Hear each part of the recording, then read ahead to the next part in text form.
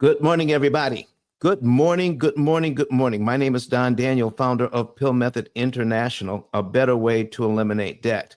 And today we're going to be talking about something that is on my mind anyway, that what we talk about in the P.I.L.L method and interest cancellation is not talked about anywhere else.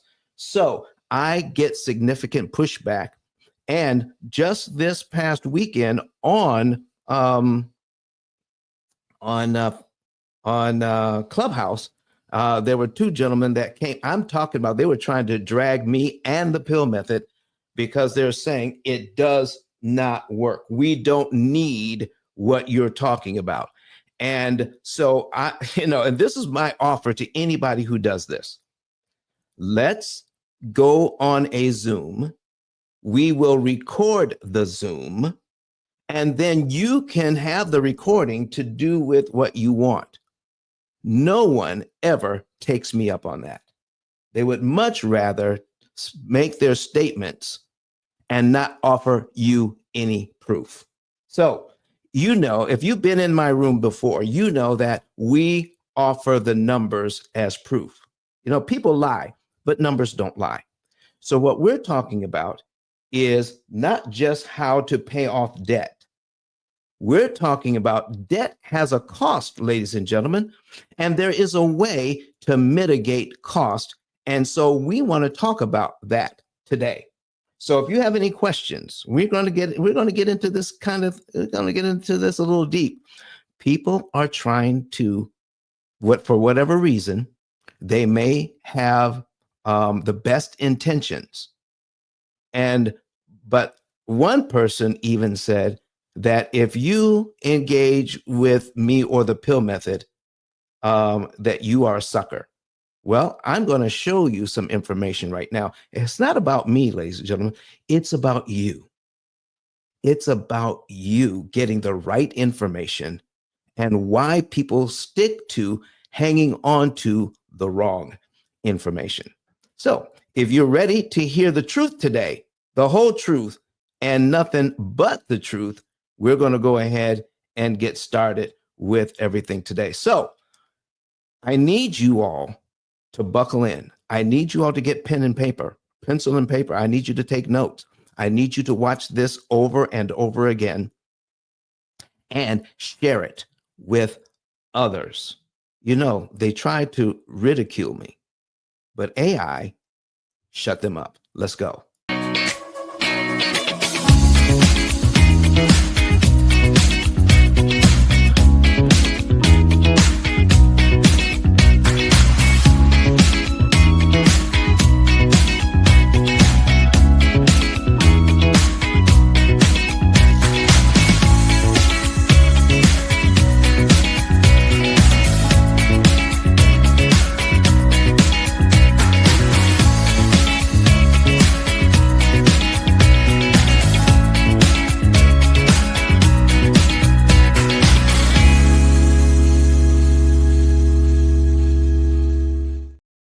All right, ladies and gentlemen, we are here and we're live on Facebook, YouTube, LinkedIn, and Clubhouse this morning. And I have with me in Clubhouse, I got Ken, I got Mark, I got Credit Goddess. Credit Goddess, how are you this morning? I'm doing wonderful, Don. How are you? I am doing extremely well this morning, even though we had storms in the area and we got started 1 hour late. But are you okay? Yeah, I'm okay. I'm okay. It's just that the internet got knocked out. What kind of storm? Well, no, we had tornadoes here in Huntsville. Ooh. Yeah, so check it out on the news. I haven't even seen what type of damage there was in the area because my TV now is streamed. So without internet, I can't even see TV anymore. I can't even see TV. So I had to come to the office and prepare my show early this morning to get everything ready, for this particular podcast. And because I couldn't do it at home. So that's why we're starting late. Well, I'm glad you're safe. Well, thank you. Thank you. And what's been up with you lately? Oh, it's been up. It's been up. It's a lot. There's a lot going on. I'm just getting, I don't know. I really don't know what's going on in the credit industry, but it seems like it's just dwindling down Mhm. to just quite a few companies that are hosting this. I guess because everyone is going AI. Okay. But there's still some people that want, the service done for them. So I'm just getting bogged down with phone calls off of Google. Wow. I'm on page 1 of Google. Okay. So calls are just coming in. So it's up. It's up. Listen, that is great. That is great. Ken, how are you doing this morning, sir? Hey, I'm blessed by the best. I won't complain. I can't complain. It ain't gonna do me no good. All right, brother. It's good to see you in here. Glad to have you here on Clubhouse, the audio app, folks. That's why you can't see them, because they're on an audio app called Clubhouse. And I have Mark in the house this morning. Mark, how are you this morning? Ken, welcome. I'm listening in from Southern California. I'm digging myself out of sunshine here. I apologize for your internet issues, but I'm happy to listen and participate, and nice to meet you. Nice to meet you too, sir. And I promise I won't get jealous because you're in sunny California. It's a little cold today. I think it'll be in the 90s. Oh, see, you're messing with me. Yep. You're messing with me, Mark. Mark, what is it? Let me see here. I haven't meeting you for the first time. What is it that you do, sir?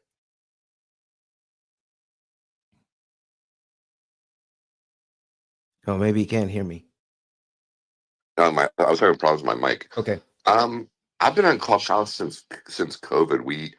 I'm actually the CFO of two companies. One's called EasyOZ, and the second one is brand new, which is called the OZ Exchange. We help people to understand the capital raising process, and we help startups and real estate people. But I'm not here to promote me. I'm just here to listen and participate. And I love your guys' energies, and I think that this is an amazing room. So I'm just here to sort of listen. I appreciate you being here today. So thank you very much, because what we do here, folks, in what this particular show does is teach people what's really going on with amortized loans.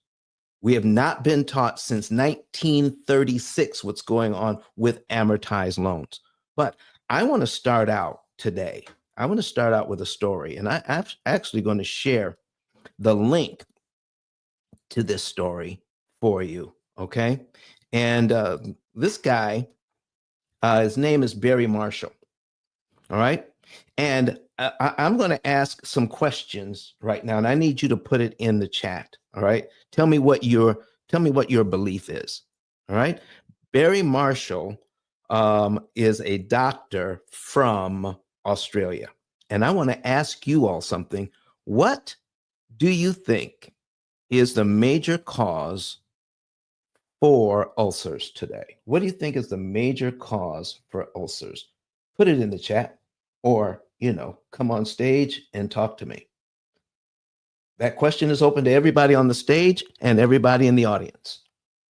What do you think is the major cause for ulcers? All right. Liz M says stress. Okay. Anybody else? Okay. Anybody else? We got stress. How about anybody on the stage? What do you guys think? Major cause for ulcers. You said for ulcers? Ulcers, yes. Eating habits? Okay, eating habits. Okay. All right. Mark says lack of options. Okay, I don't know if he wants to, fill us in on what that means. I mean, I think that people don't think that have the ability to do anything. They don't know that there's options for their scenarios, and they just think that they're stuck in where they're at. Okay. All right. So listen, folks, we're going to talk about today. I'm going to put this on the screen, and I'm going to send you out a link. All right. Spicy foods. Okay. I hear you. I hear you. All right. But this is a story you all need to read. All right. So I'm going to add this to the screen. All right. It's Barry J. Marshall. This is his biography. He is a Nobel Prize winning All right. He won the Nobel Prize in 2005 about a particular discovery, and he's from Perth, Australia. I'm going to put the link to this article in the chat so you guys can read it on your own. All right. So let's add this to the chat. Okay. And Elizabeth says continual stress. Okay. All right. There we go. There we have it. Okay. So what we're talking about, folks, is, and for everybody online, let me put this on here for you too. You need to read this. Paste it here. There we go. Now you have a link to the article as well. And you may have to, copy and paste it because it may not be clickable. All right. There you have it. Okay. This is Barry J. Marshall. And in the late 70s and early 80s, he discovered that ulcers are caused by a bacteria. A bacteria, not stress. Now, back then, because ulcers were thought to be caused by stress, then the way to deal with it was surgery. But after surgery, to repair the ulcer, which is a deterioration of the lining of the stomach, which protects the stomach from the acid in the stomach. But when that lining is disrupted, then the acid gets to the stomach and causes severe pain. And if gone untreated, can cause death. So here's what we're talking about. Barry says it's not stress. Dr. Barry says it's not stress. It's a bacteria called Helicobacter pylori, and for short, H. pylori. All right. So when he discovered that, the whole medical community said, "You're crazy. This can't be." And I'm talking about worldwide. Every time he tried to get published, every time he tried to speak on the subject, he got shouted down. Nobody, and I mean nobody, believed him. Now, if you're thinking, so why would you think that the whole entire medical community disagreed with Barry? Why do you think that?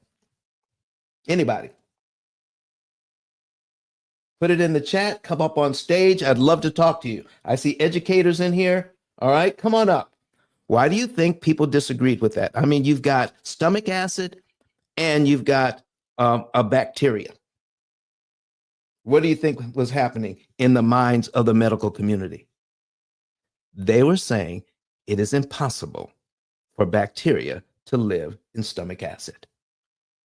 Doesn't that seem logical to you? Does it seem logical to you that it's impossible for bacteria to live in stomach acid? All right. It seems logical to me, but everybody would not look at the evidence. No one looked at can you imagine somebody who is a doctor? Now, part of the reason could be because he's in the outback of Australia, and maybe somebody was looking down on him and says, somehow you messed up and introduced some type of bacteria into your samples. It didn't come from the stomach. It came from an outside source that you introduced into your samples. That was the problem. But nobody would debate him on it. Nobody would offer any proof of what they were saying. He was willing to offer proof. What does Elizabeth say? It says they do not want a logical solution. They do not want to stop surgery revenue. Look at that. I'm telling you that, listen, when you really get down to it, Elizabeth, they don't want to stop surgery revenue, because here's what Barry Marshall was saying. Let me put this back on the screen so that you guys can see it. You need to read it, do your research on it. Okay. Share the screen here. All right. There we go. Let me put this back. There we go. Add that to the screen. All right. So Barry Marshall, all right, figured out that it was a bacteria and all you needed was antibiotics to kill the bacteria and you were cured. That was it. That is much, much cheaper than surgery. Wouldn't you say, Elizabeth? Okay, much cheaper. But here's the thing. He got so much pushback. I need you to read this whole thing, all right? He got so much pushback on this, and nobody listened. In fact, it was causing financial trouble for him because of getting jobs. I mean, he would not let this thing go because it was groundbreaking. People needed to know. People were suffering, going into surgery, getting the ulcer repaired, only to have the ulcer reappear. Because they were treating symptoms, they were not treating the cause. And they didn't know the cause. He was trying to tell them, but nobody would listen. So what did he do? He mixed up a batch of H. pylori, drank it himself, gave himself an ulcer, documented everything, and then cured it himself with, well, I guess it's the forerunner to Pepto-Bismol. So he took an antibiotic and eliminated his ulcer. Now he discovered this in the early 80s, late 70s. He discovered all of this. After he did this to himself, he finally won the Nobel Prize in 2005. Can you imagine? It took that long to give this man recognition. Started in the 80s, but he did not give up. And we're treating ulcers with antibiotics today because of this man not giving up. So here's what I need to share with you all today. There are those, even here on Clubhouse, who have tried to help people disregard the fact that they can cancel interest on loans. In fact, even Jonathan Bing, when he first heard about it, I mean, he is the one who started this room here. Jonathan Bing, this is the mortgage syndicate, started this back during COVID time. And he was of the same opinion. It cannot be done until we sat down. And he traveled to Atlanta. I traveled to Atlanta. I knew he was going to be there. And I was able to show him the numbers, why interest cancellation actually works. And he finally came around and said, you know, I see what you're talking about now. You're exactly right. In fact, he came on Clubhouse and apologized publicly. That was significant. And now he's asking me to take over Wednesdays to share this information with you. Let me tell you something, folks. When it comes to amortized loans, we are stuck in a way of thinking that keeps us in debt longer, not because of our debt, because of the cost of managing debt. So let me help you understand what's really going on. While we're focusing on interest rate, while we're focusing on the amount of debt that we have, the bank is only interested in making money. They're making money. because that's what interest is. Interest is nothing more than rent on the money you borrow. The longer you rent it, the more interest you'll pay. And the more interest you pay, the longer you are in debt. Okay, so I need everybody listen, come up to the stage. We need everybody to participate in this. And if you are watching us online, if you are watching us on YouTube or Facebook, and you want to come into the studio and ask questions, I can provide you a link so that you can come in and talk to us live if you so choose. So I am going to go ahead and put that link, that invitation there. Let's see here. Invite a guest. Here is that link. Take the link, ladies and gentlemen.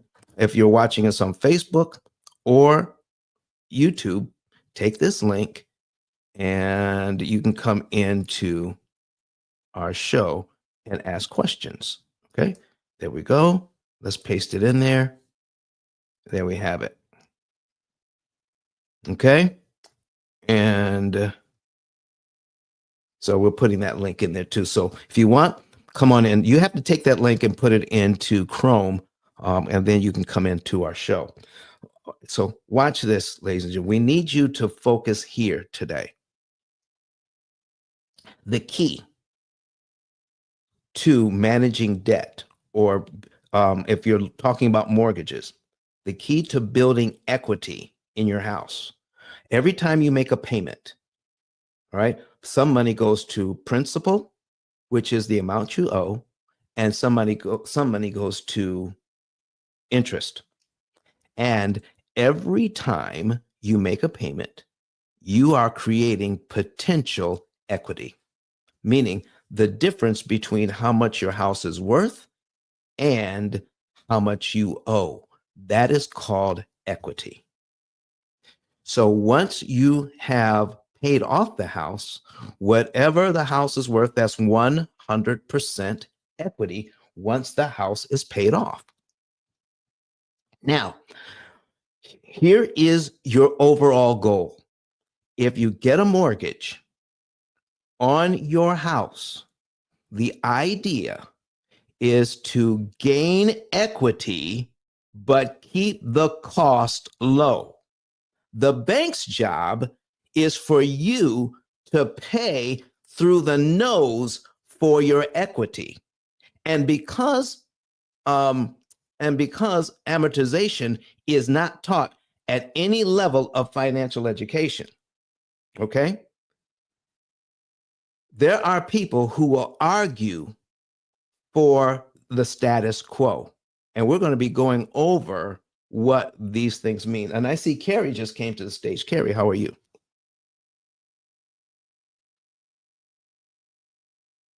Carrie D, can you talk to us?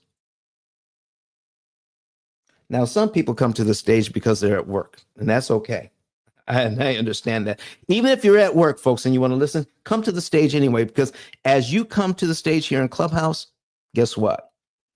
More people will come in and find out what we're talking about. And if you're watching us on our podcast on YouTube, Facebook, or LinkedIn, please share this with others because they need to see it too. There are people out there, even famous people, who are telling you you don't need optimized interest cancellation. And one of them is Dave Ramsey. I mean, he is totally against this concept. And I've met some people here just this past weekend who are against it. And you'd be surprised. Credit Goddess? Yep. Okay. Was it Anthony? Anthony Edwards? Is that his last name? Anthony Edwards? Yes. Okay. And do you know there's another person. I'm trying to remember his name. Got Anthony Edwards, who is trying to drag me and the process, and Anaje Barnes. Do you know that name? Yes. Yeah, both of them. This last weekend. No, not Wow. last weekend. Yep. They haven't gotten with the program No, yet. Oh man, not at. that's unfortunate. I mean, it got bad. Okay. And here's what I'm offering anybody who has anything to, you can disagree with me all you want, but offer proof. I'm offering proof. Every time I try to offer proof, they said, "Oh, you're what you're doing now is you're promoting your program, you're selling your program, you're pitching your program." I said, "No, you asked me a question. I'm answering the question as to why what you're saying is not true." I'm still baffled as to how in depth that you explain, and we even break down the numbers. Yes. That they're still fighting about this method. It's about saving interest costs. Like I don't understand. Yeah. I don't get it either. But we went as far as saying that Onaji was saying, well, I use the biweekly program. And I said, well, the biweekly program will save you at most 7 years on a 30-year mortgage. All right. And then he says, well, everybody can use a biweekly program. People need discretionary income to use your program, but everybody can use a biweekly program. Do you know that biweekly programs use discretionary income? Right. To attack principal? And here's how a biweekly program works, ladies and gentlemen. When you cut your mortgage payment in half and you pay one payment on the first of the month and the next payment on the 15th of the month, do you know that the bank holds your money? When you make your first payment on the first, they hold your payment until you make the second payment on the 15th, and then they apply it. That's true. That's true. That's true, because your payment is not complete until they receive the other half. Exactly, because mortgages only accept full payments.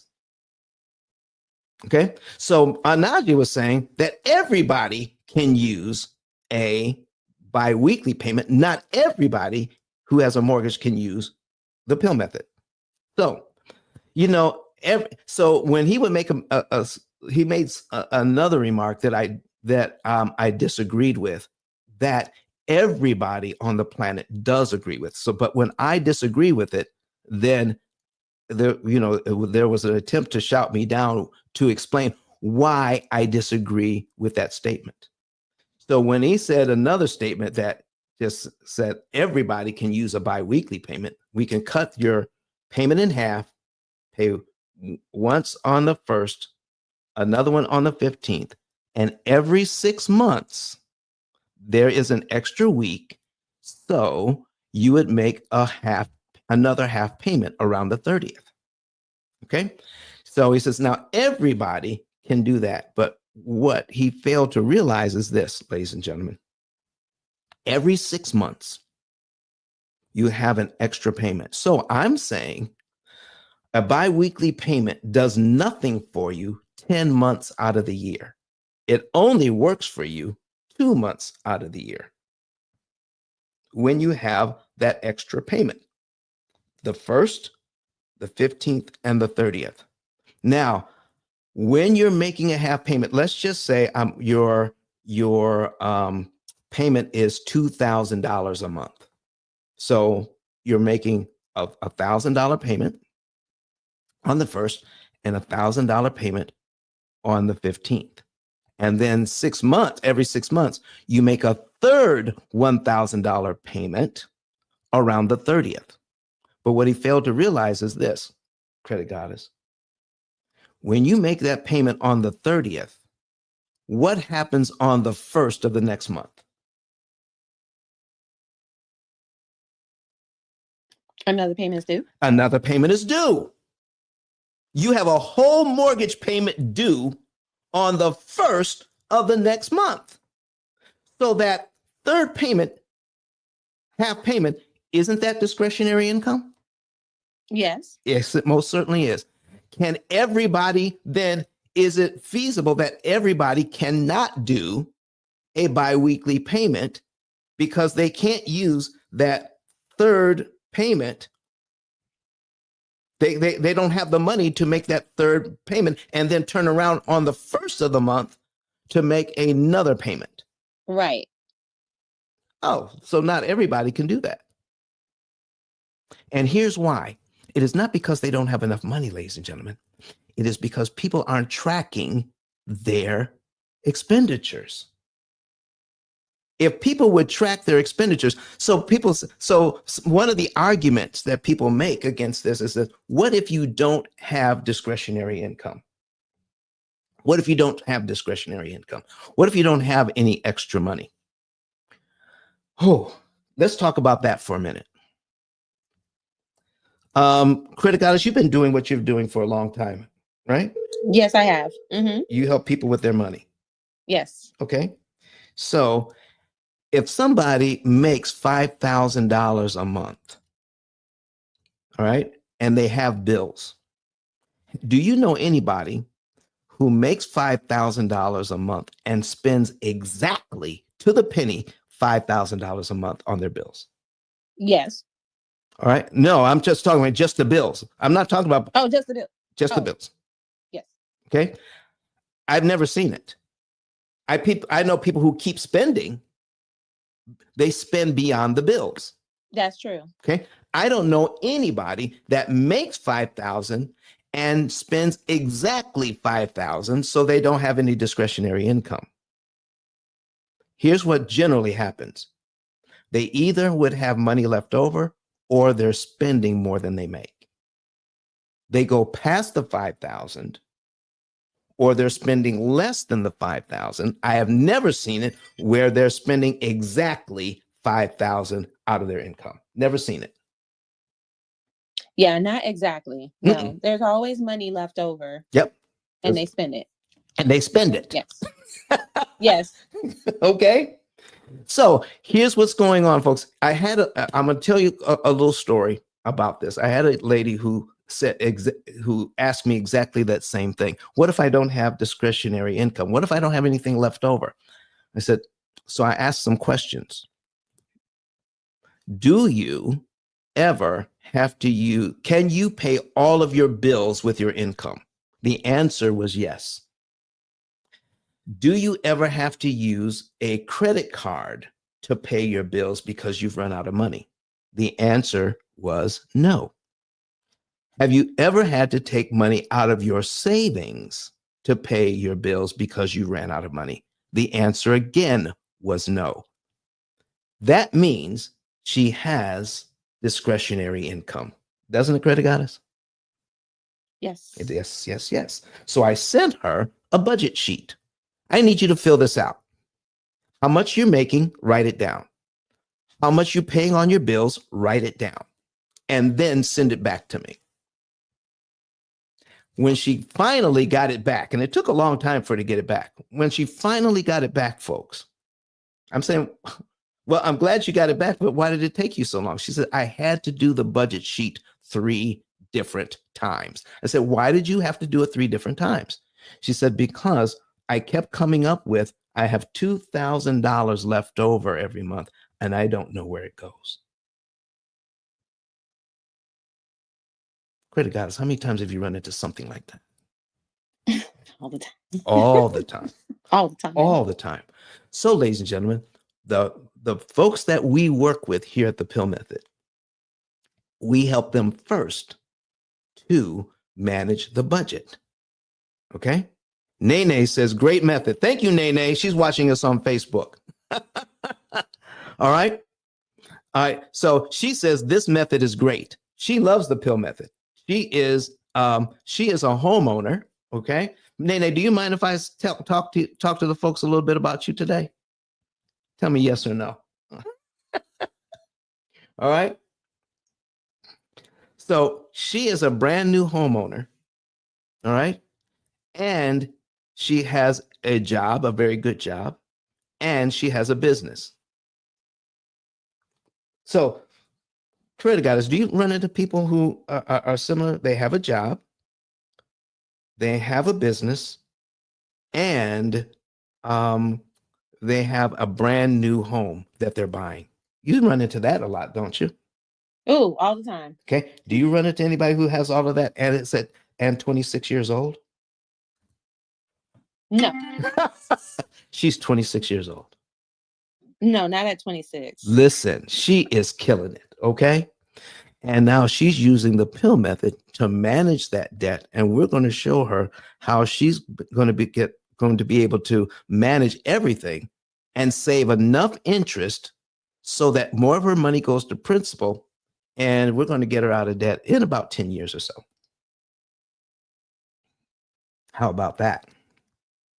So here's what we need to do first. So folks, first of all, we need to establish that you do have discretionary income. We need you to understand next that you can live well while you're getting out of debt and stop this idea of, let me get this off the screen. Okay. I need you to read this story though, and stop the idea that you need to cut yourself short. You need to live like a pauper to manage your debt. You don't. You can live well on your current budget, on what you're making now, because the general idea and thinking is, I need more money to throw at the debt.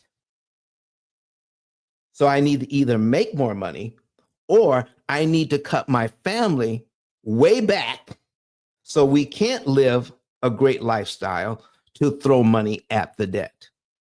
And by doing that, I can also save money for my retirement because too much of my money has to go to debt. Well, folks, when you optimize interest savings, and anytime you optimize anything, I need you to keep this in mind. Anything can be optimized with numbers. Anything that has numbers can be optimized. So when you optimize something, you want to put the least amount of effort into something to get maximum results. Does that make sense to you? All right.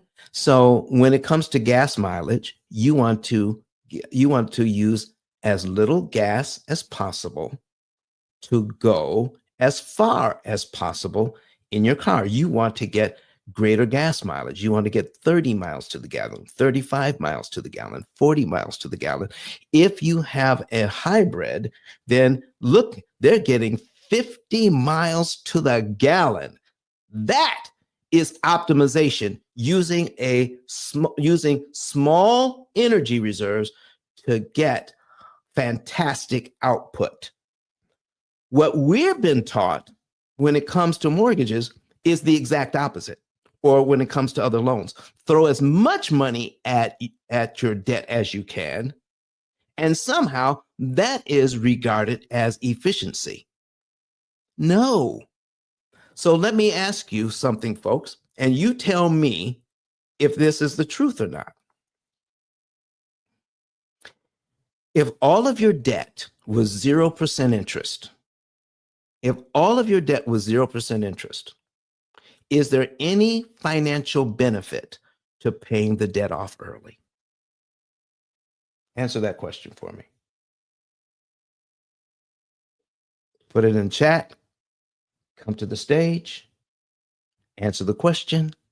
If all of your debt was 0% interest, is there any benefit to paying the loan off early? Ladies and gentlemen, the answer is, and some of you are saying it, you're just not putting it, you're not just not putting it in the chat. The answer is no, there's no benefit. So why then does Dave Ramsey, Susie Orman, people on the internet, people in Clubhouse, why are they so focused on paying off the debt and how fast you pay off the debt, when we should be looking at the cause of long-term debt is the amount of interest that you pay? So let's put some examples on the screen right now to show you what is going on. Okay. And we're going to go over a lot of things today. All right. So I'm going to put this on the screen. Get rid of this. All right. Don, as you set that up, I couldn't on mic when you and Goddess was talking about the two people, and we ain't gonna keep dragging names. But Go ahead. as an investor, ain't the point of you being an investor is to capitalize on the most income that you can? Yes. Yes. But the income for an investor stops at one spot. I'm renting out the property and I have a mortgage payment. So the difference between what I rent and what I pay, that's called cash flow. They start and stop there. But can't you extend your cash flow by saving other monies with that same income that's coming in? Most definitely. But it's on it's saving on the interest side that does that. But as a whole, it's saving on that investor's pockets. They're going to have more money once they look at it at the end of it all. I mean, Well, but where did you learn that? I learned it from Don. Exactly. I mean, it's not being taught anywhere else. So if you have a class, if you go, if you take go on the internet, everybody's teaching one thing. All right. They're teaching one thing. Let me put an amortization schedule on here. Okay. So, all right, we're going to put this on here. All right, there we go. And I'm going to put this on the screen. Okay. One of the things that's talked about, all right, that Onaje talked about. So if you want to see what's going on, go to YouTube. All right. I put the link at the top of the page, but you can go to YouTube, and it would be good if you go on a separate device. Go on a separate device so you can see these numbers. Okay. And when you get to YouTube, search for P.I.L.L method, P-I-L-L method, M-E-T-H-O-D. And when you get there, then you'll be able to see these numbers. All right. And make sure you turn your volume down. If you're going on your computer or your laptop or your other phone or your tablet, make sure you turn the volume down on that secondary device. And we're going to use your phone here for your audio. All right. So I'm going to put in just a $200,000 mortgage. Okay. And one of the things that Onaje was talking about was this. I have I think he said a 2.1. Okay. I got a 2.1 interest rate. All right. And I can't remember, it said 2.1 or 2.5, but it was 2 point something. All right. So I'm going to go with the lower one, 2.1. He says, why would I do anything with this 2.1 interest rate? Number one, ladies and gentlemen, this 2.1 interest rate is not a 2.1 interest rate. This is why I was asking, can any one of you explain how a mortgage actually works? Can you explain how a mortgage actually works? So here's what I understand through study. I'm going to bring something up on the page for you guys, and you need to see this. Okay. This is one of the things that we talk about. I'm pasting in here a term, and it's a term that behavioral economists use, people who study the economy, but they're also psychologists.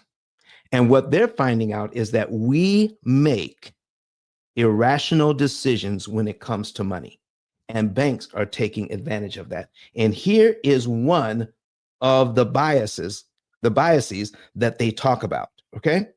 So let's take a look at this. It's called the illusion of explanatory depth. The illusion of explanatory depth. Look this up, look into it. Now, one of the things that they talk about, the illusion of explanatory depth, is explain. I need you to draw a picture and explain how a bicycle works, or explain how a toilet works. Now, Just because you see one every day and use it every day doesn't mean you can explain how it works. So when I asked, explain how a mortgage works, do you know they could not explain how a mortgage works? They told me what a mortgage was, but they couldn't explain how it works. So here is a $200,000 mortgage at 2.1. If you can't explain how it works, ladies and gentlemen, then how can you come up with a program or a strategy to defeat something when you don't know how the thing actually works?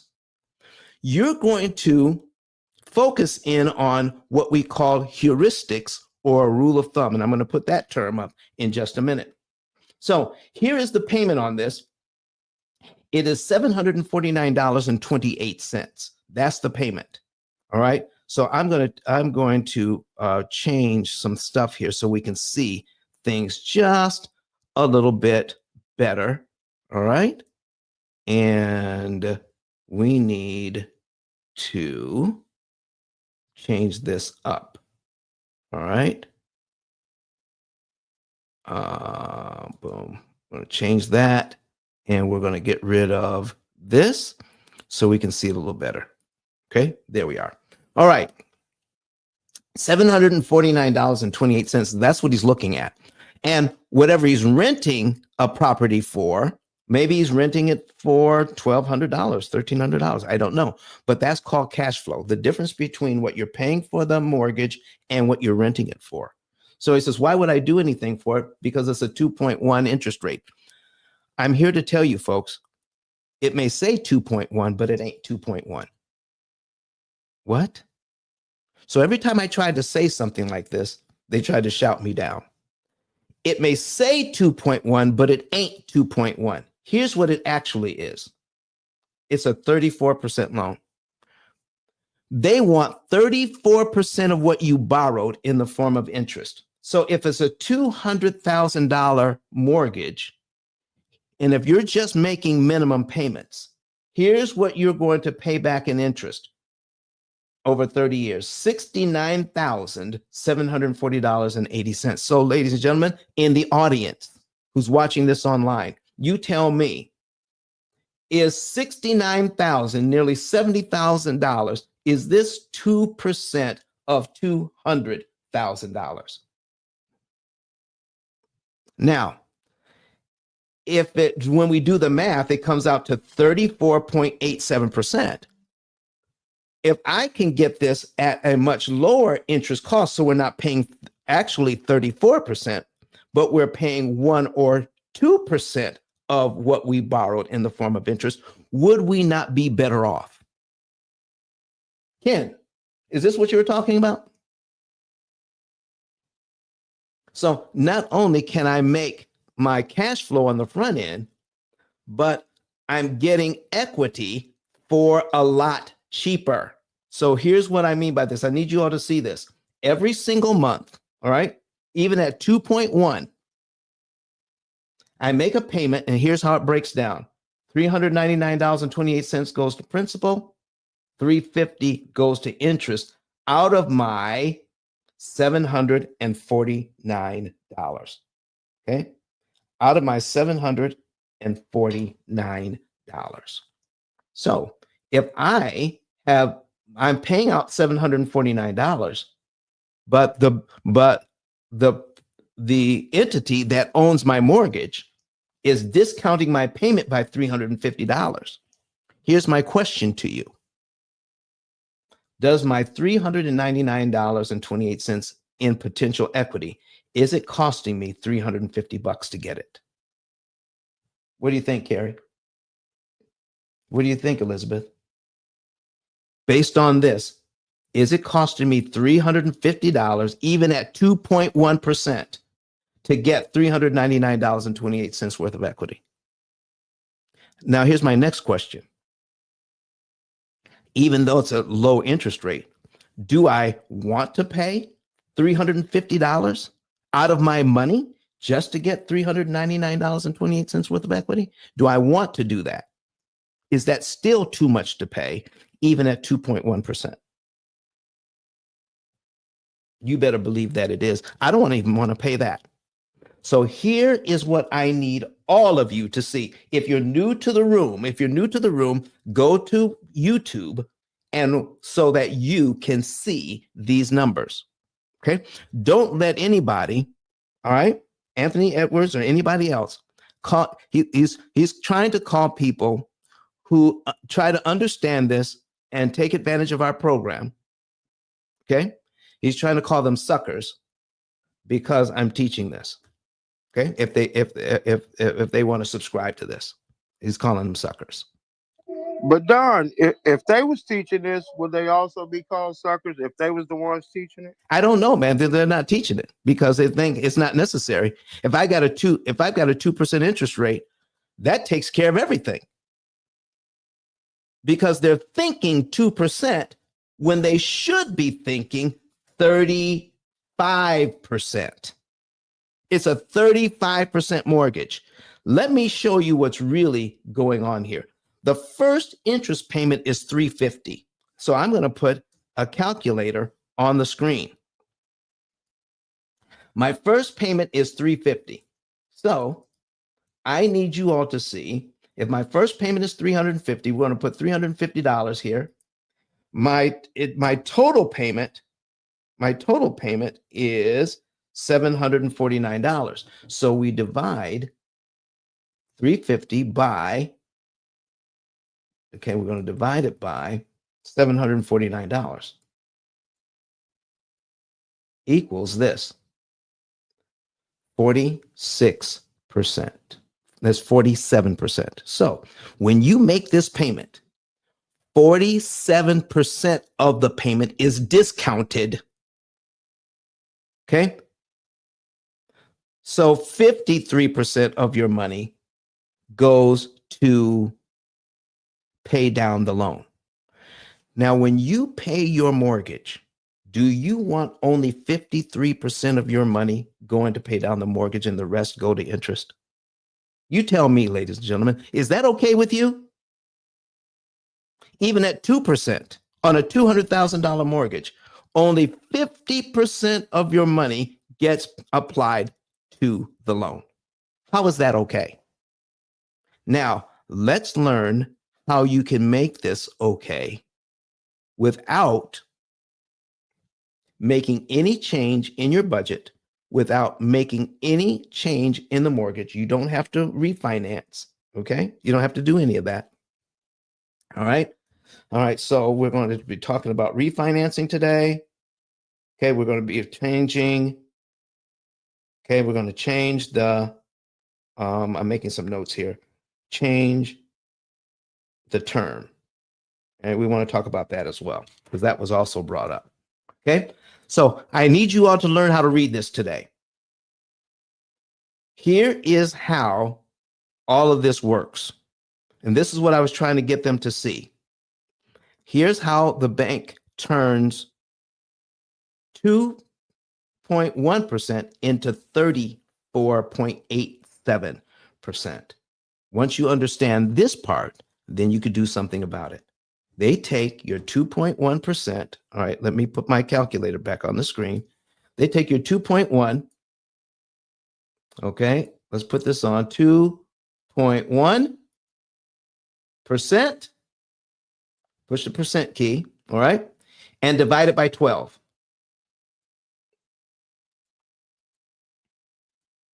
That's the number they use. 0.00175 every single month. They take, if you have a 2.1 interest rate, but here's what they're actually doing. They're dividing that number by 12, 0.00175, and then multiplying it by your unpaid balance. In this case, the first balance is $200,000. So we're going to multiply it by 200,000. Okay, that's $200,000. All right, and that equals, for the very first payment here, $350. $350, and then they subtract that from the payment, and then the rest of the money goes to principal. So here is what's happening. We think that when I make a payment, part of my money goes to principal and part of my money goes to interest. That's not exactly true. Here's what's really happening. When you closed on your mortgage, most likely within the first week or two, it was sold to an investor.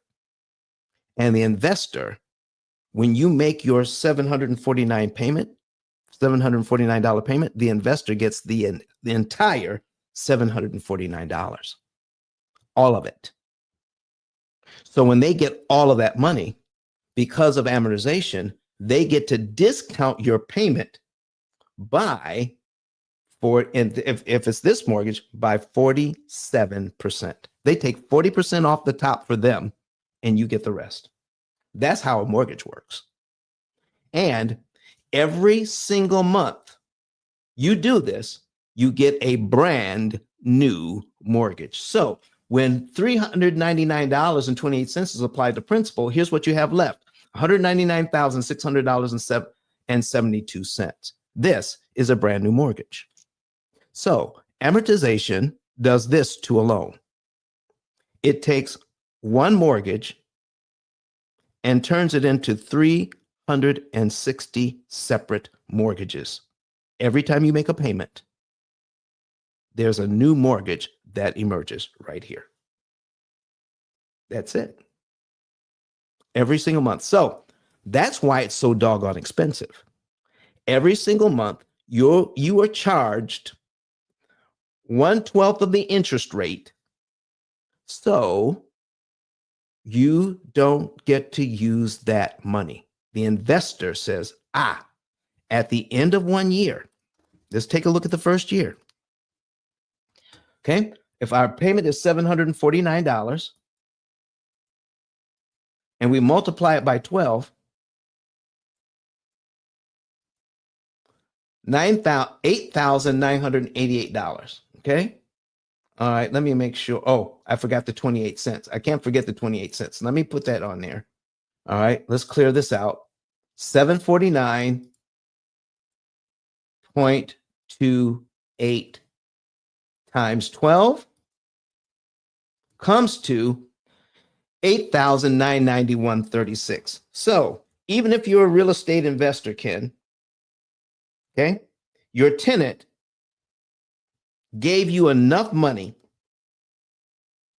so that you can pay $8,991 towards this mortgage. Okay. And can't forget the 36 cents.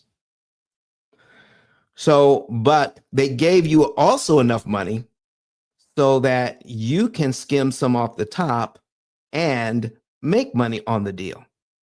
All right. So you're charging more than the $8,991.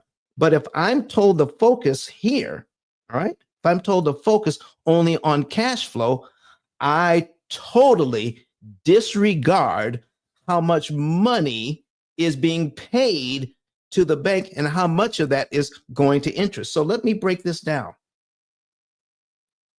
At the end of 1 year, out of $8,991.36, only this much counts for you.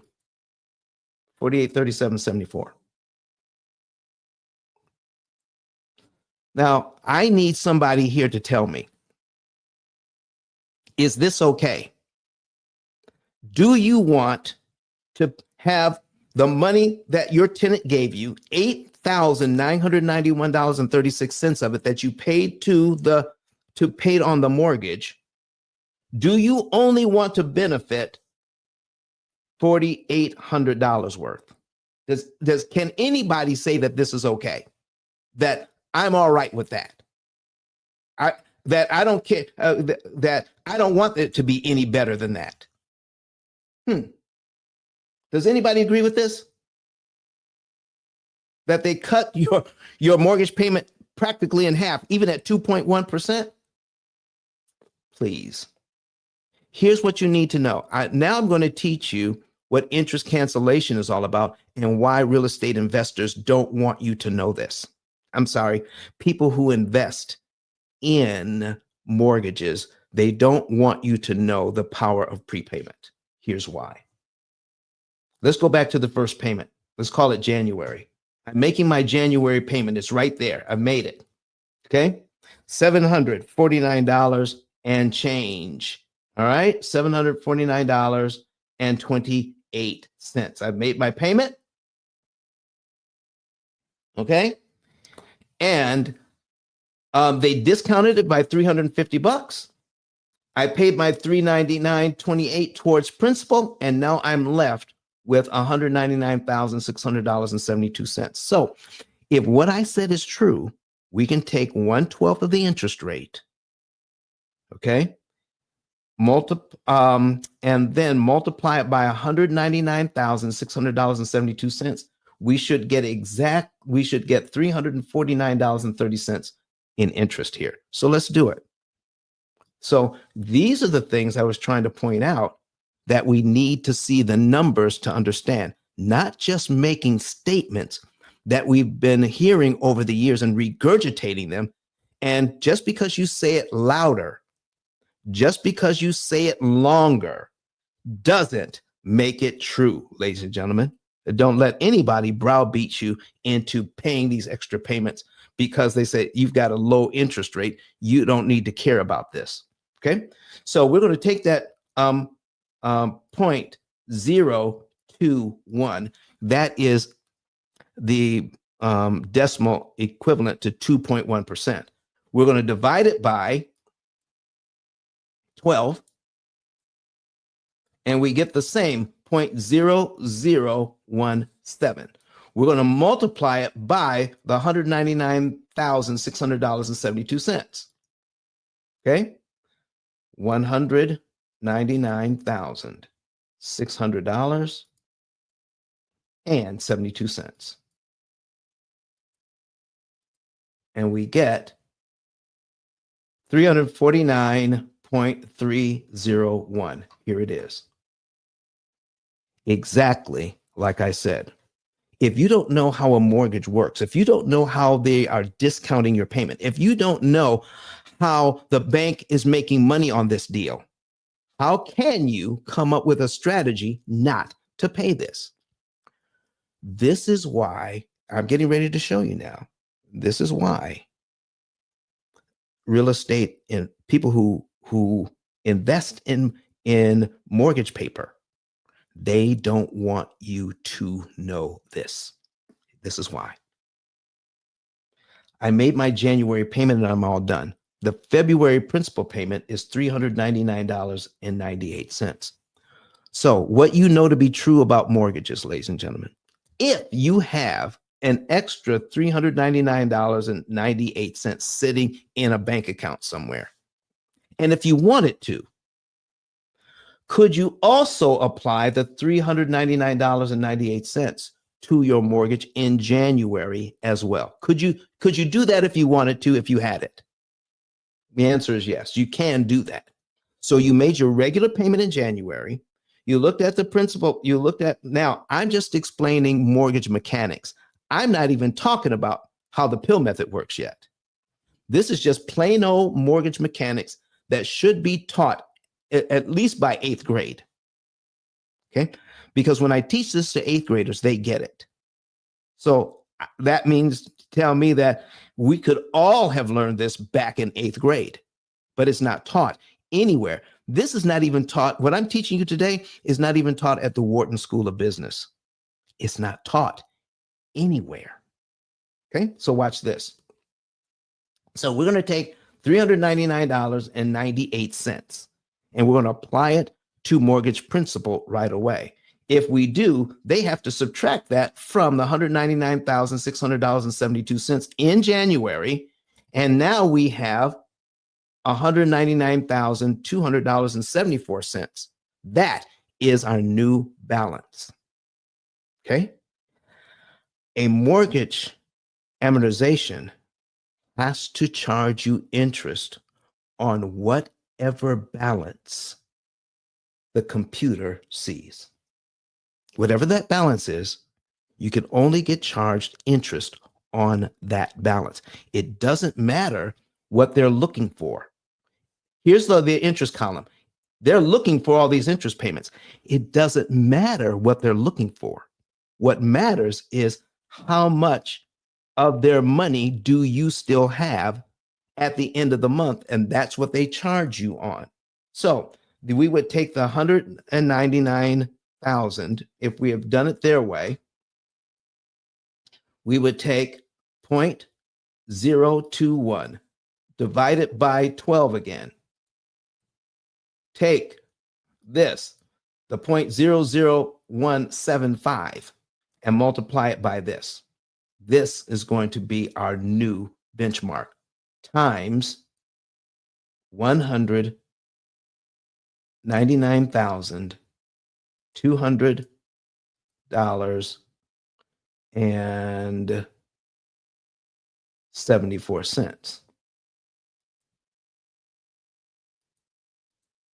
equals $348.60.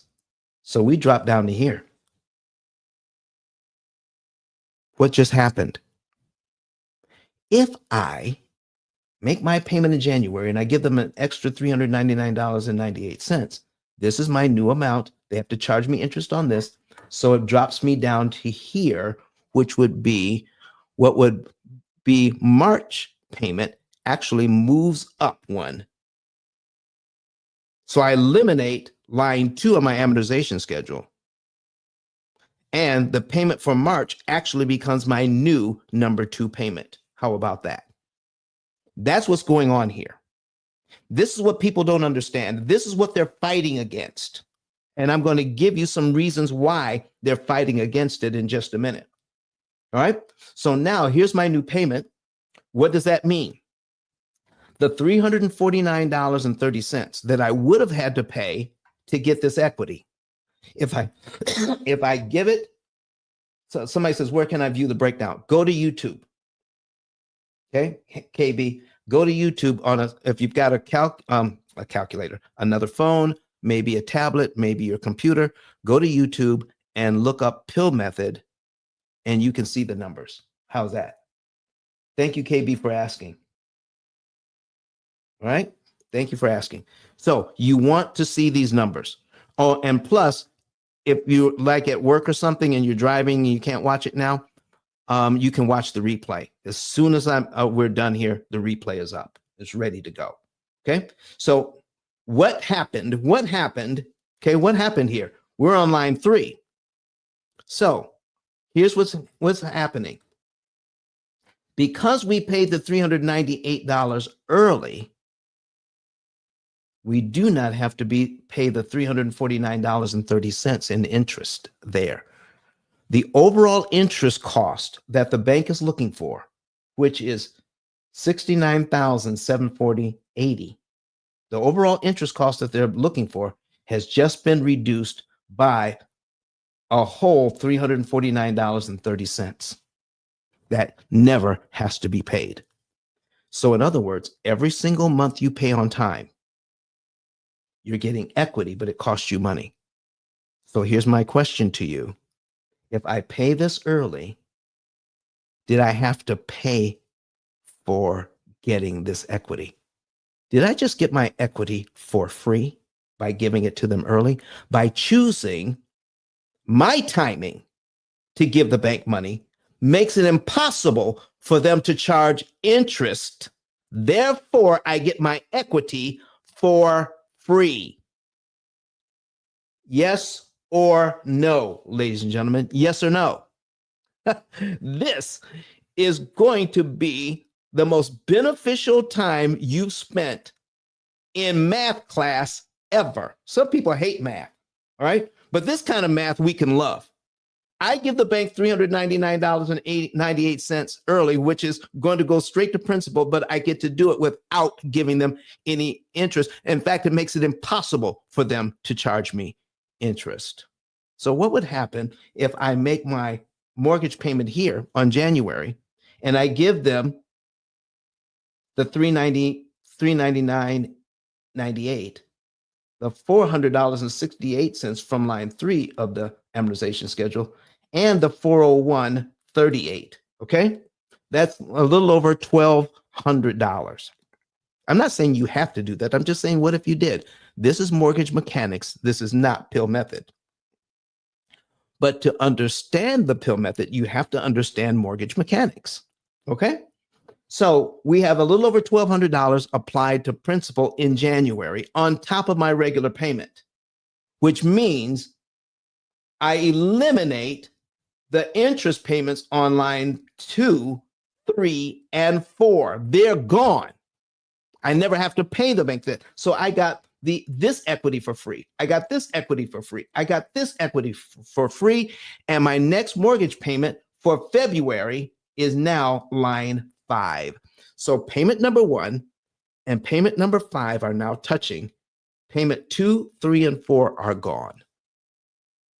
Because I chose to give the bank money on my schedule, which made it impossible for them to charge me interest. Every time you pay the bank on their schedule on time, you have to pay them.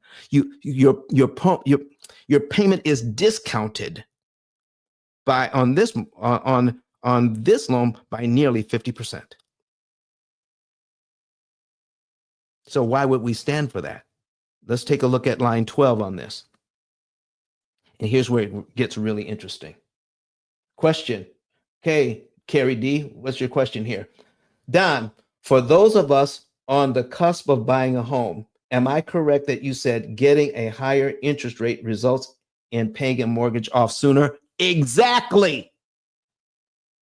Could you please explain? Thank you. Okay, Carrie. All right. That's the other thing that we're getting ready to talk about as well. Okay. Because one of the guys that were trying to drag me on this over the weekend talked about higher interest rates versus lower interest rates. And I'm saying, if you get a higher interest rate and it works working for you, do not refinance to a lower interest rate just to get the lower interest rate. Don't do it. Don't do it. You have to have other reasons to refinance. But if you're refinancing, if everything is working okay, if you're refinancing just to get the lower interest rate, don't do it. Let's take a look at the same mortgage here. Okay. All right. Hold on for a second. I got something else to look at on another screen. Okay. There we are.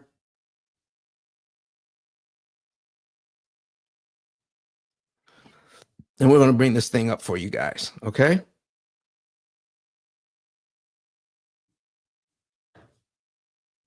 All right. And there we go. All right. So here is, I'm going to put this on now. If you have a brand new mortgage now, let's say it's 7%. We're going to use the same $200,000 and make it at 7%. What if you could afford this payment? Okay, if you could afford this payment, it's going to be great.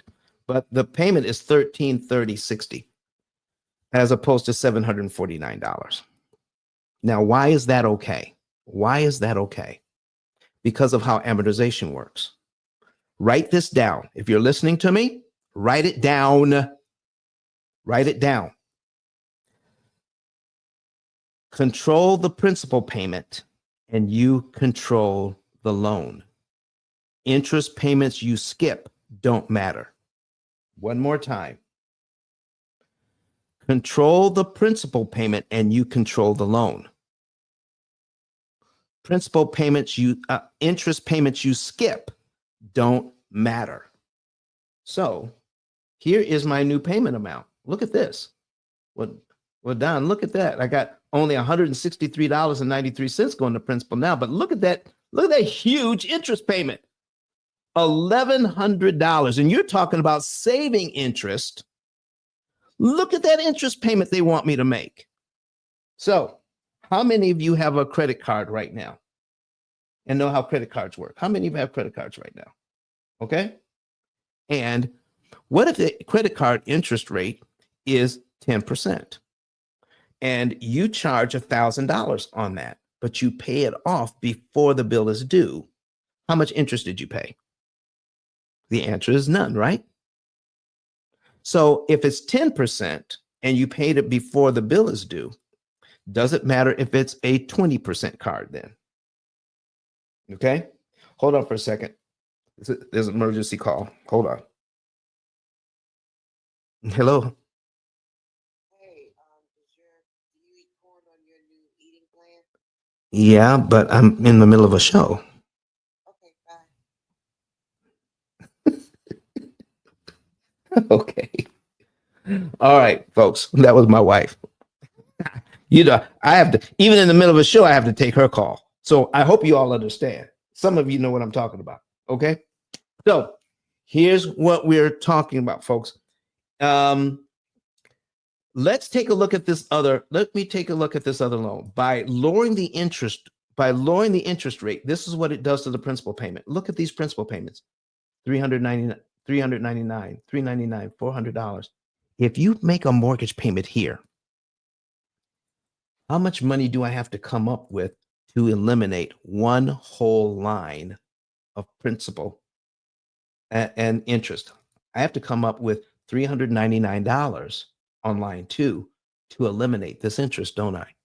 So if I have a credit card, okay, that is 10, 20, 30. I've never even seen a 50% credit card. But even if it's a 50% credit card, if I charge $1,000 on it and pay it off before it's due, do I pay them any interest, even at 50%? The answer is no. So interest payments I skip don't matter. I need you all to keep that in mind. So if on this line at 2%, look, I have to come up with $4,837.74 if I want to eliminate 1 year. So let me ask it this way.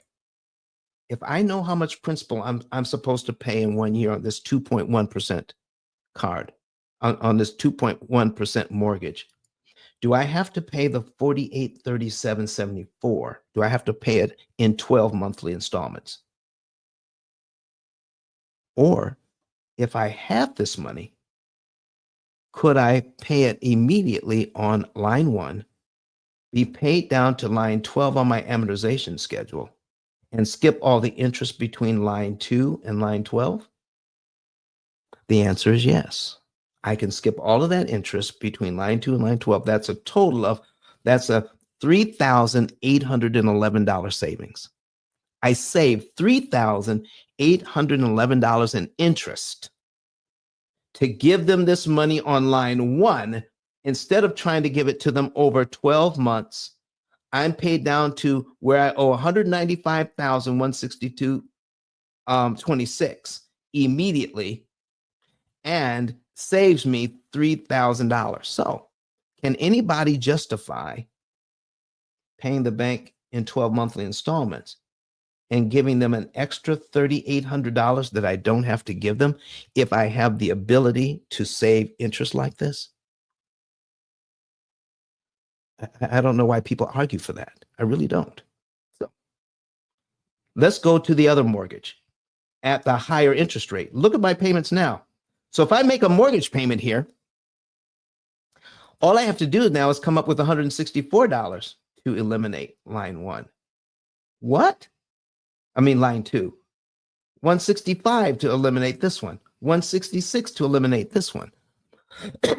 So my principal payments that I'm working with are smaller, but they're more impactful if I am prepaying to eliminate interest and mortgage payments I don't need to make. Okay.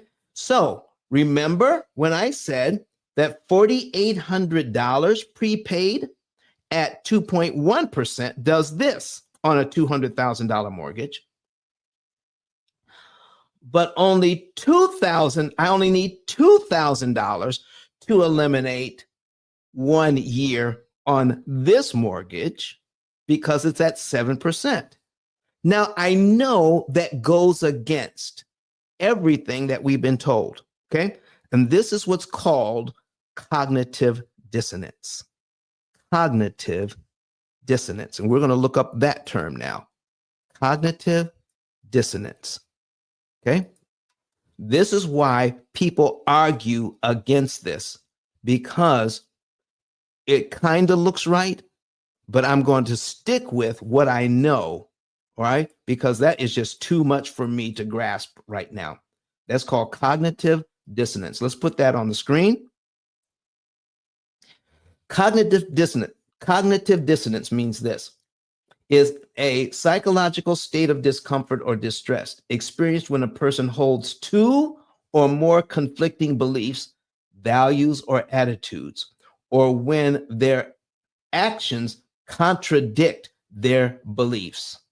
This discomfort motivates individuals to reduce the dissonance by changing their thoughts, beliefs, or behaviors to align with each other. In other words, when I show somebody these numbers like this, that $2,000 on the same mortgage amount at a higher interest rate can eliminate 1 year, they have to try to justify what they've always been told, that the lower interest rates are better, but this higher interest rate is actually getting rid of more payments for me faster. That causes cognitive dissonance, and for some people it's quite painful emotionally. And all I have to do to reduce the pain is to change my thought pattern. For some people, that is taking on the new information and adopting it. But for a great many of us, to reduce the pain, we forget about the new information and go back to the old information, paying the bank more money than they need right now. And they know that. They depend on cognitive dissonance, keeping you right where you are, thinking the old way. That's why we need to move out of it. There's more information out there. Okay, there's more information out there. Do I have any other? So it says, to avoid mistakes in buying a home, are you confirming that a first-time home buyer would be better off at the higher interest rate? Here's what I'm saying. There's more to this than what I'm actually teaching here. You want the right interest rate for you. Not necessarily the lowest interest rate, not necessarily the highest interest rate, but there's an interest rate that works great for you and your ability to pay your mortgage and how much discretionary income you will have. We can help you to determine that.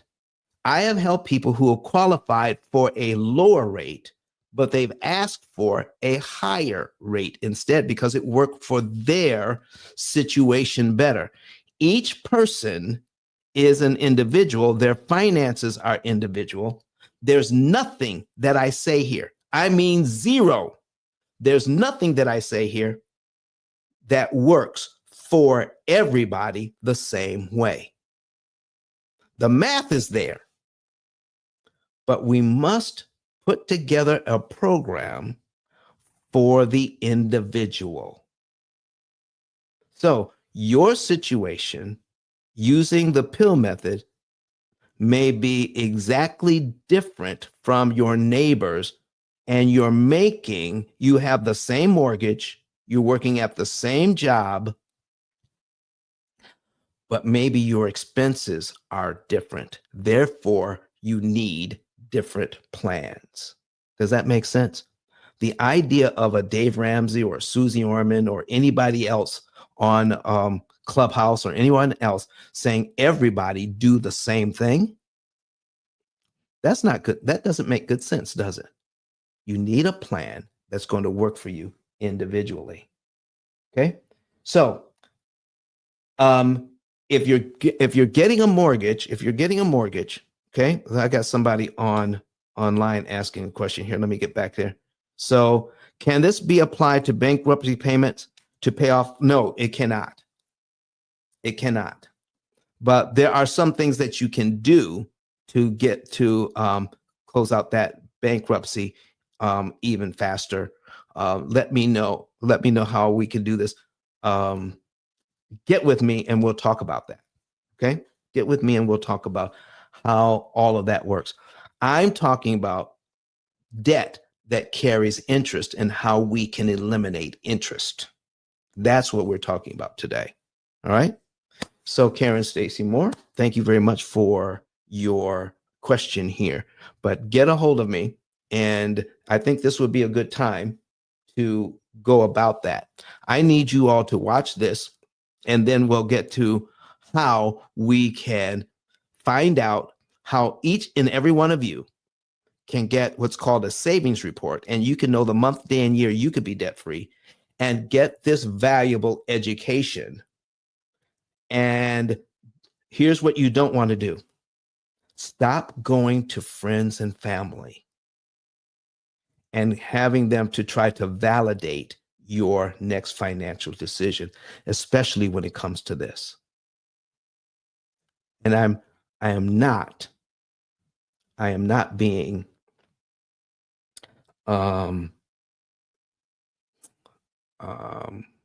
boastful when I say this.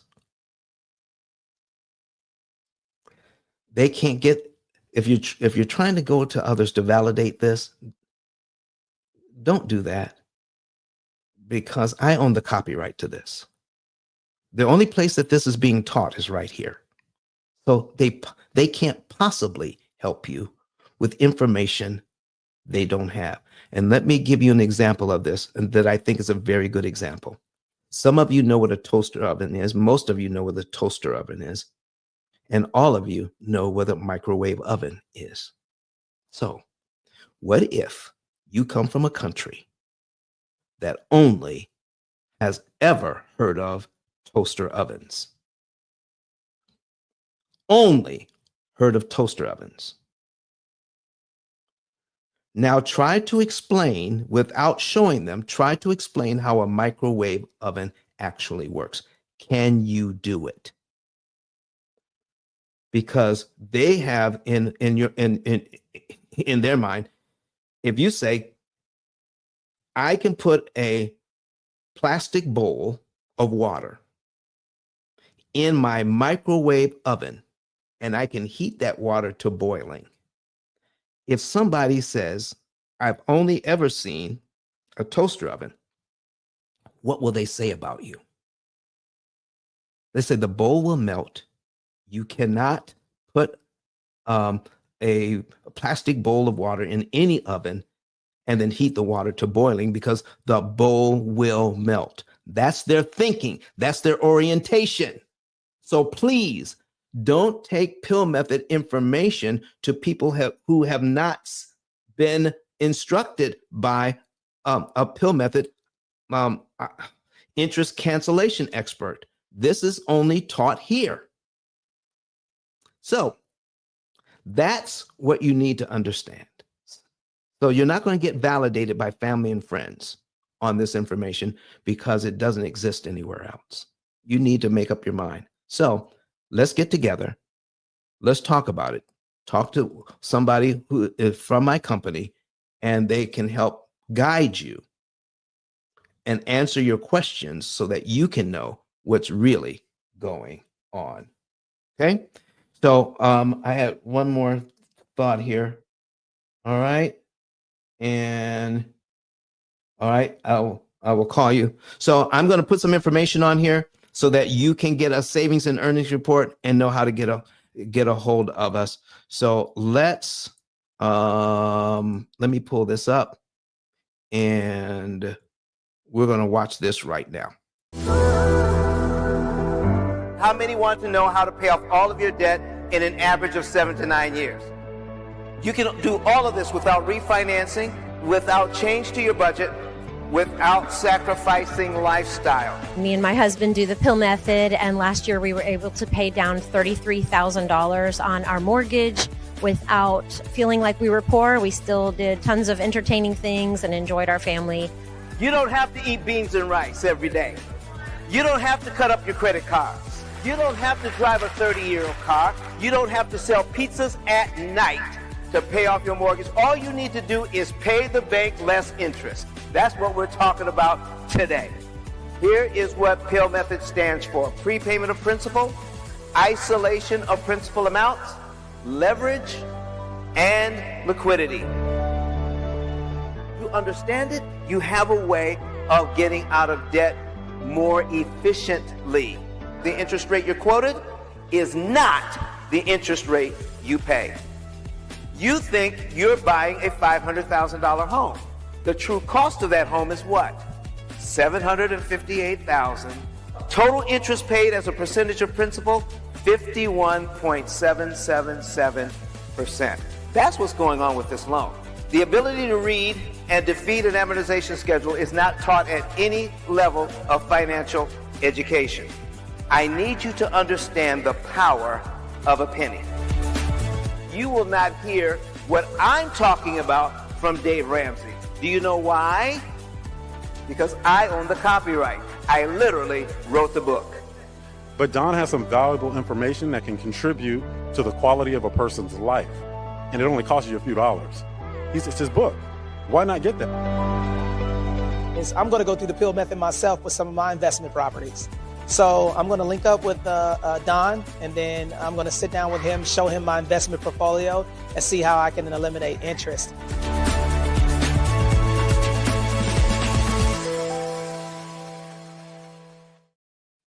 All right, folks, we're back. So here's what you need to do. You need to go to ice10k.com, ice, the number 10, the letter K.com, ice10k.com, and get your savings and earnings report. The first picture you see there is E.T., the hip hop preacher who used the P.I.L.L method to get out of debt faster. Scroll down underneath this picture and click that button that says get a savings and earnings report. Now, I need everybody to know this, okay? Two things which are very, very important. There is absolutely no risk to you here, and I'm going to make that clear. Number one, everybody gets explained. This is explained to them before they ever decide to do business with us. There are no secrets. There are no gotchas after you become a client. You can know everything up front once you sit down with us. Number two, we guarantee your results in writing for life. You can't beat that. If you pay off your first mortgage in 7 years and you put your second mortgage in free of charge, okay? We have to guarantee that one too, that it works out right. And the third one, and the fourth one, and the fifth one. The program must work better than the program must work for you, and it cannot stop working. If it ever starts working in a way that you're paying more interest than we say you should, and you're following the program, you get your money back, even if you've paid off 10 mortgages already, and the program blows up after on the 11th mortgage, you get all of your money back. It's in writing. Nobody that you've ever talked to on the net or on Clubhouse guarantees your results. That's number one. Okay. The other thing that you need to understand is the education you're going to get. It's not just giving you a program. This is a whole new mindset, a whole new education you're going to receive. So coaching comes along with it. You need to understand how your money works. You need to understand what banking didn't want you to know in the first place so that you can get out of the old way of thinking and get into the new way. Everything that you've ever been told about banking, everything that you've ever been told about how loans work, forget about it. Every good thing that you've ever learned, forget about it. You have to learn something new to save money. And we're here to teach you. Okay? So let me see here. All right. So, folks, let me see here. Hold on for just a second. I just got a message. And let me see here. Calendar. All right, because I started late. Okay, hold on.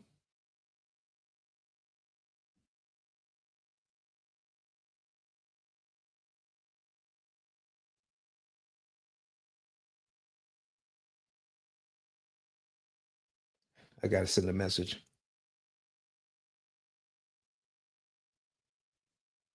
All right. So let me go over some other things here. Okay. Let me go over some other things. And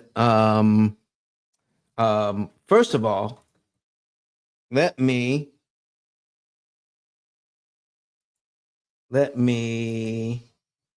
do this. Let's get out of here. Get your savings and earnings report right away. Okay. Get that right away. And then when you fill this part out, then you put in your financial information on the second page. Then we can go over all of your information. All right. If you already have a mortgage, that's fine. If you're getting a brand new mortgage, that's fine. If you have all the other debt we need to add into it, even that's fine. All right. We're going to show you how to save money. Here is the last thing we're going to do, and I've got to do part 2 on this a little bit later. All right. So let's do the last bit of information here for today. The last bit of information for today is going to be on this. Okay. Copy. And unless you're an economist, you probably never heard of this either. So we're going to paste that in there. It's called WYSIATI. Some people call it Wasiati, but it stands for something. It's called the Wasiati bias. And this is where most people are that push back against this program and this information. And what I don't want you to do is fall victim to the Wasiati bias. And here's what it means.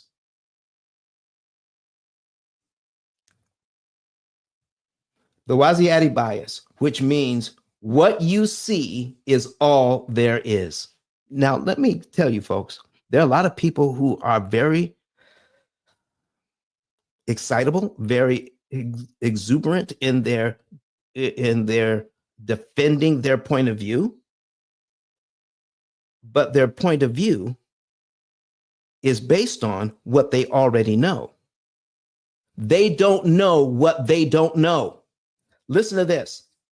The Wasiati bias, which stands for what you see is all there is a cognitive bias where individuals tend to make judgments and decisions based solely on the information already available to them while ignoring or underestimating information that isn't immediately present. That's what happened this weekend. These people were defending their point of view, trying to drag the pill method, but they were doing it based on what they already knew. And they were underestimating information that wasn't immediately present to them, the information that we provide. So, folks, don't let anybody talk you out of this. Look and do your own research. Find out what's really going on behind the scenes. I wish I could spend more time with you, but because of internet problems, we have to cut this short today. I've been on an hour and 39 minutes. So I've got other appointments, but I'm going to do part 2 on this next week. We're going to recount some of it, but I'm going to do part 2 next Wednesday. You need to be here. All right, please, let's finish this up. I'm going to use the same thumbnail and everything. All right. And here is what we're going to be talking about next week. I'm going to put it back on the screen. Okay. There we are. Okay. They ridiculed me for this, but AI shut them up. There's a reason why people fight so hard against this. And we're going to get into more reasons for this next week. We're going to go over the status quo bias. We're going to go over the Dunning-Kruger effect. We're going to go over a lot more information as to why people get stuck in the information that they already have. And it's just so hard for them to adopt new information.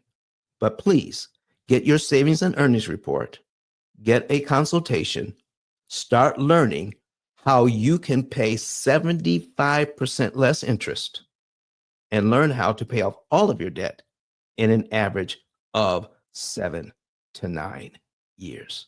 Ladies and gentlemen, thank you so very much for being here today. Thank you for letting me get this off my chest, but I'm not done. Not nearly done. We have more to learn. We've got more to teach.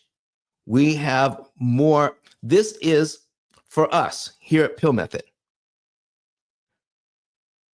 We have a mission because we believe you deserve to know why banking isn't teaching you this, and all of the things that they're teaching you, all the things that are being promoted to that saves you money, actually costs you more money.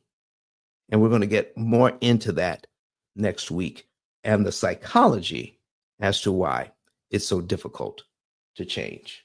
All right, folks, I'm out of here. We will see you next week.